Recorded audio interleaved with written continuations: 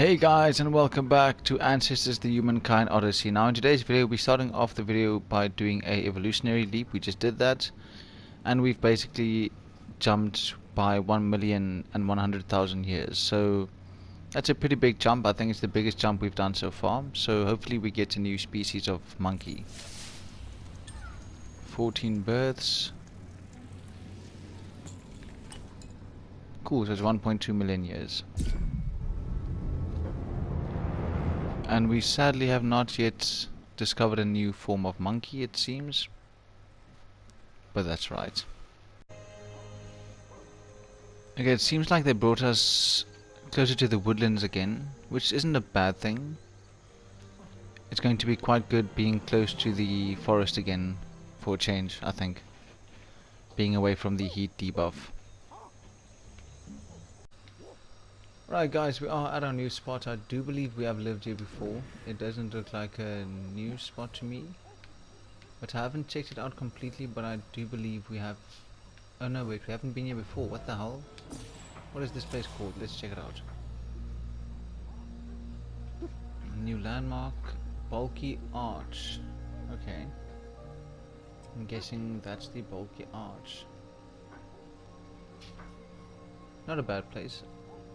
I remember seeing this place, but I can't remember living here. There's a similar place where I remember living for a short while. I don't know if it was here or... No, it couldn't have been here, then I would have still seen the bed. But I remember living, or trying to live in this, like a small area similar to this over here a while back, and it didn't work out as well as I was hoping. So let's hope this place is a bit better. I can hopefully go and find my precious stones. Not that I know what to do with them, but you know, it's good to keep them around until I know what to do with them, at least. Right guys, it is early morning and we have 2 monkeys for now. We are not gonna impregnate all the females just yet, because if we do that the food basically runs out real quick, and you can use the birth of the babies to refresh certain food types like the berries over here, which does help your people out. You know, it's definitely a good source of food. But now I think the first thing we need to do is to get some basalt to sort ourselves out a few choppers. Let's see if I can find, I think, here you go.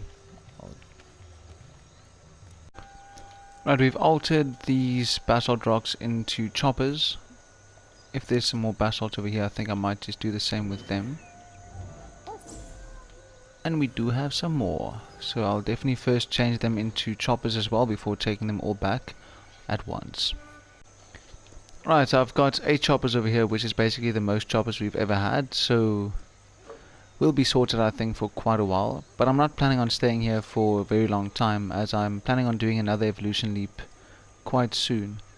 Now I think, I wonder if I should store my tools up top here. I think I might just do that. If I can walk up here, I might even leave them. There you go, that's perfect. Right, I've got my choppers. Now to get a few spears going. I think I'm first going to collect the wood though, and then I'll make the spears from there. Okay, so I have about 20 sticks over here that I've collected, and I've removed the branches from them, so all I need to do now is change them from sticks to sharpened sticks, which I'll probably do now because it's quite important to actually have them, especially because I'm not too certain what animals are around here. I was attacked by a saber-tooth round about this area over here, but I mean, he's not going to be too much of a problem for us.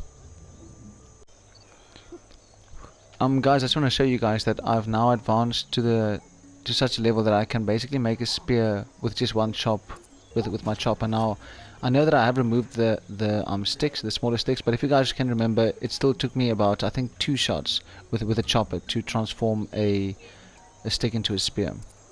So having to only do it once does really help a lot.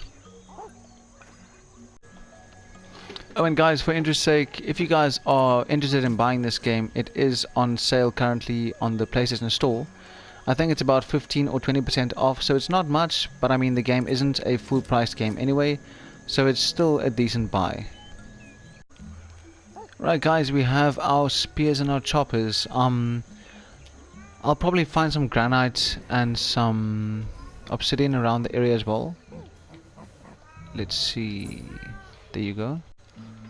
Those of you wearing earphones might have heard my cat. She is a fucking crazy cat, guys. Like, she likes meowing at the wrong times. But she's still a beautiful cat and quite friendly, but sometimes I feel like kicking her ass.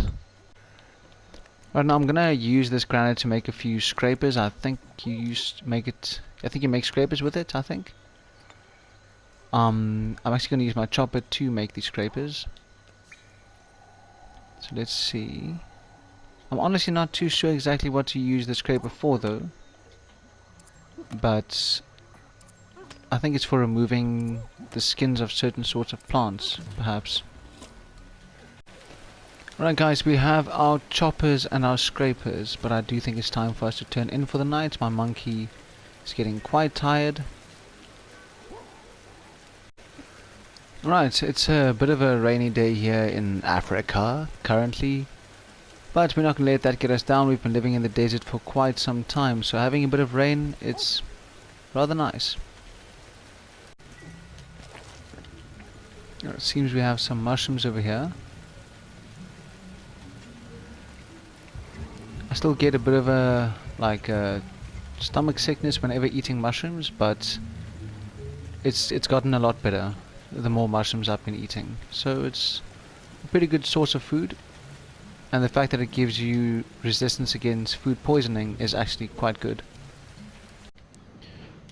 One thing that is actually quite a big difference between the forest areas and the desert is that there's really much less food. I know it's an obvious thing, but in a lot of games, like for example Ark Survival Evolved, you get certain maps that's supposed to be like desert maps, and you still find more than enough plants around there. There's still more than enough water around, and even though the map is hot, you don't really get that feeling that you are in a desert area, you know, because you're supposed to be feeling that sense of scarceness, which this game really does make a person feel a lot, you know, you can feel that you are in the desert zone when you actually get there, and surviving there is way different than having to survive here.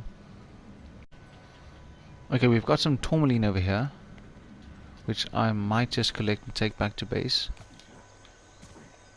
seeing that we're still not exactly sure what to use it for. Perhaps you need to find, how can I say it, different oh shit. Perhaps if you use one precious stone with another one, you might be able to actually change the precious stones. Or maybe there's actually no point in having to change them. Maybe they've got some other characteristic that I'm just not sure of yet. There's only one way to find out though, and that is by experimenting. Okay, I'm gonna leave my spear, but let me throw it back home slightly so that if I do need it again, I'll pick it up along the line. But for now I'll take back the tourmaline.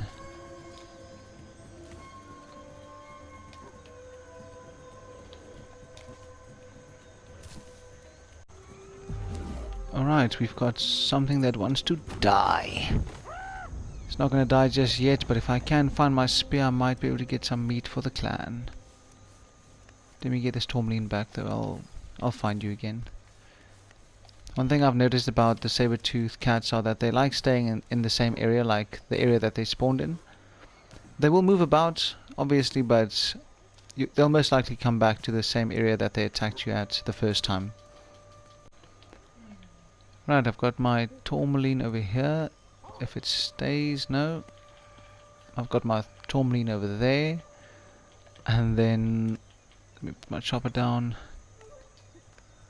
Come back here, you bastard, G. I think I'll store you over here. Quiet, kitty cats. God damn it. Alright guys, we're gonna try and alter the tourmaline with the chopper, with the basalt chopper. Nope. I doubt the tourmaline is gonna do anything to the chopper, so let's keep it over here. Let's keep it over there, and then we will store our chopper. I actually saw a few what do you call it? A few anthills that I'm gonna definitely try and eat. I just need to find some natal grass first, because I do believe I'm gonna need that to make a stick first, like a tiny rod, and then I can use that to dig out the ants. I haven't tried that yet, so I'm looking forward to it. There you go, there's natal grass. Let's go get some of that. Now you guys might have noticed that I didn't leave base with a spear, and that's because I'm basically gonna try and pick up the other spear I threw down somewhere over here. Right, we have the anthills right over here.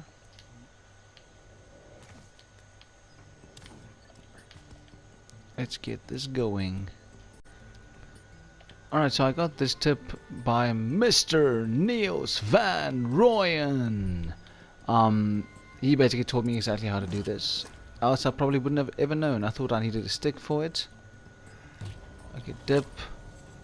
Got something new.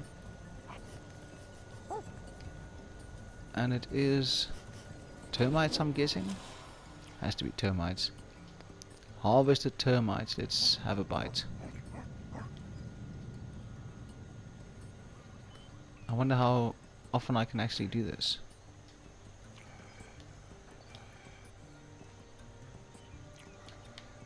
I'm gonna try and finish this thing. Not that I think it can be finished. I mean, you basically have infinite termites. Not infinite, but you basically have an incredible amount of termites within one of these nests.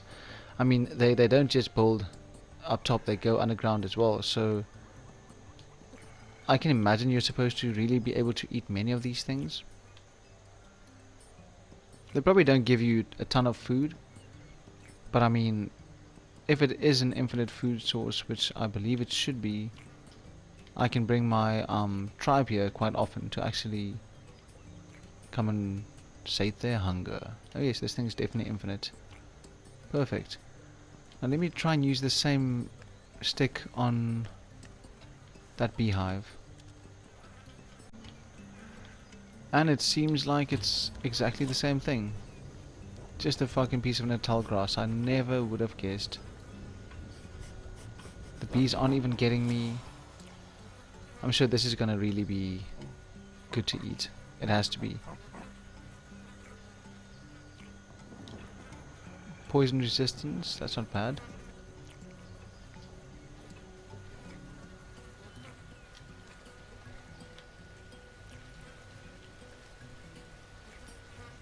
I'm actually surprised that the bees aren't biting me, but I mean, I'm not too close to it. Again, I'm trying to test to see how many times I can actually eat from here, but I'm guessing it's going to be infinite as well. Which seems a bit unrealistic, because I mean, the beehive isn't that large. It's large, but I mean, if I'm going to constantly be taking out that much honey every single time, it's going to be, it should end at some stage. Cool. I'm going to leave my natal grass stick right here, and then try and find my spear. Right, I have my spear, and it's getting quite late and quite wet, so I do believe it's time for me to start heading back. I must say I do quite like this area, but if I could choose one thing that would be different, that would be to have the termite mound a bit closer. I can imagine that is actually quite an effective thing to have close to a base. So hopefully my next base will be a bit closer to termite mounds, otherwise I'll just have to make it so.